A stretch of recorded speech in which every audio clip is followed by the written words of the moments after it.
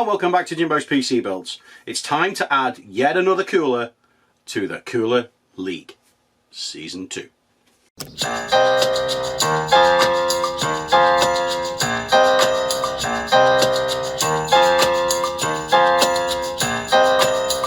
So without further ado, let's have a look at the cooler that we're going to be adding to the Cooler League today. The cooler I'm going to be adding is the Bitspower Phantom CPU air cooler, or whichever way you say it. That's the way they're printed on the box. So that's the one we're going to add today. So as always with these coolers, we're going to do the install. I'll give you my thoughts on the install and then run through the scores we got through the testing and then do the final results and conclusion.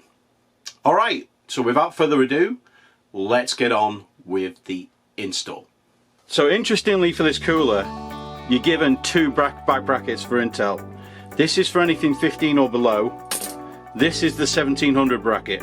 The arms you've got to line up with the ridge on the top. Then you've got to take these tiny screws and put them in.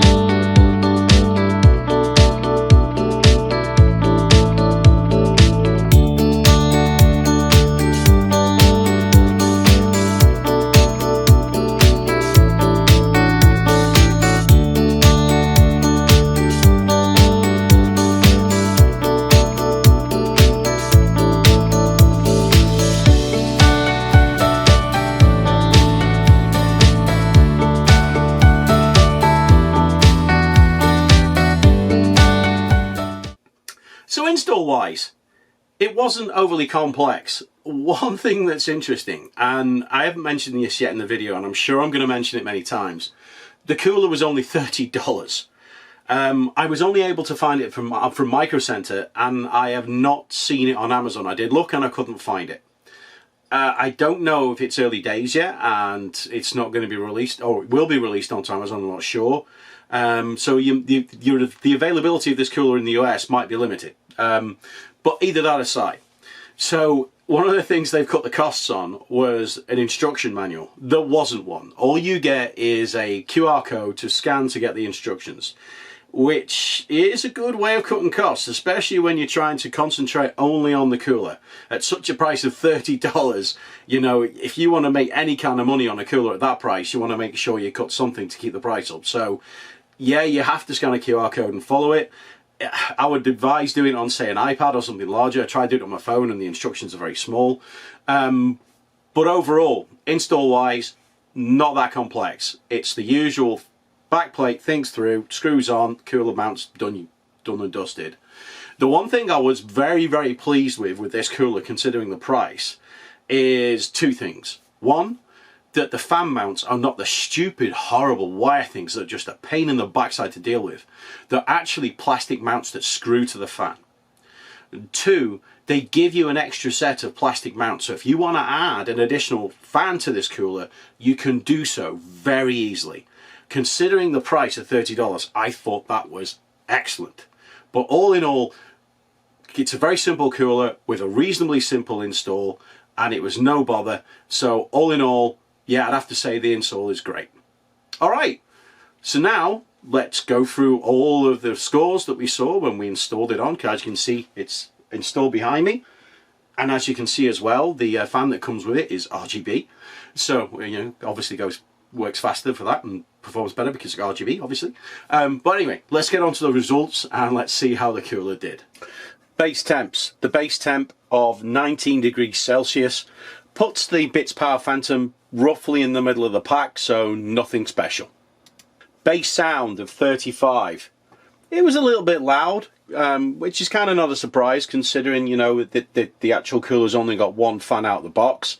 So it has to probably, and it's sort of smaller cooler, so it has to work harder compared to, say, other coolers that got two fans when it's just running on idle. So the fact that it's running at 35 isn't too bad considering, because again, it's not in the middle of the pack, it's towards the lower middle pack, but still not bad considering it's a one fan cooler. The Cinebench score of 27,291, again, towards the bottom of the pack. However, as you can see by the graph, it's not miles behind a lot of the other coolers.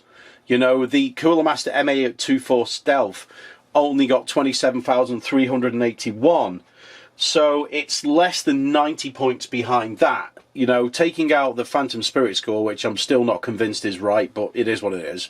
So it's not that far behind most of the coolers, and it's ahead of, you know, even the Frozen No, which is an AO. It's ahead of that. So it's not done too badly, really. Max temp, I was really expecting the cooler to thermal throttle, and it didn't. It got close, it hit a max temp of 96, but it didn't hit 100. So realistically, for a cooler of this size with only one fan, that's a great result. So yeah, even though it's towards the bottom, you can't really complain about that. Max sound, boy oh boy did that one fan have to work hard. The max sound of 55.2 decibels was pretty damn loud. As you can see, it finished next to the bottom, and it did sound like a jet engine was taking off, but at the end of the day, it didn't thermal throttle. So you rolled your dice, you paid your money, right? So to be fair, if I bought this cooler, I would not be a bit unhappy with that. Scoring ranges, same as always, no changes there. If there are any changes, I'll mention that probably in a separate short or something else. The league table. So in the league, the Bitspower ended up with a very respectable 22 points. A large part of that has come from the price, because at $29.99 USD, this is a remarkable cooler, really, for what it is, right? I don't think Bitspower have done a air cooler before. They're known for their, you know, their cooling products, their liquid cooling products. So at a first stab at a cooler, at the price it's at, you know, you can't complain. The max temp, you know, score of 1, and the average max sound of 1, you know, that is what it is. But again, as I mentioned when we talked about the max temp, it didn't thermal throttle, and the average score put it in the middle of the pack.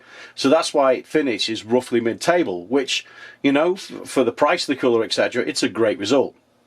So with that in mind, let's do some further analysis on the cooler. So you can see that basically the score excluding price is 16 points, which means a cost per unit of $1.87, which is just wow, amazing. The only cooler that comes close and beats it is the Phantom Spirit 120. No other cooler is below $2 apart from it. So from a value perspective, this thing is amazing. You know, it keeps a 12900K, which is a little thermal oven below 100C, and manages to get a decent score. Where it falls down is when you look at the cost per degree below 100. Because it was only 4 degrees below 100, it came out at $7.50. But that's still better than other coolers on there. It's better than the NHD12L Chromax, which is $9.08, and it beats the up here Series 2, the Deep Cool Assassin 4, and the Allsight M120D. So it is by far the worst in that category.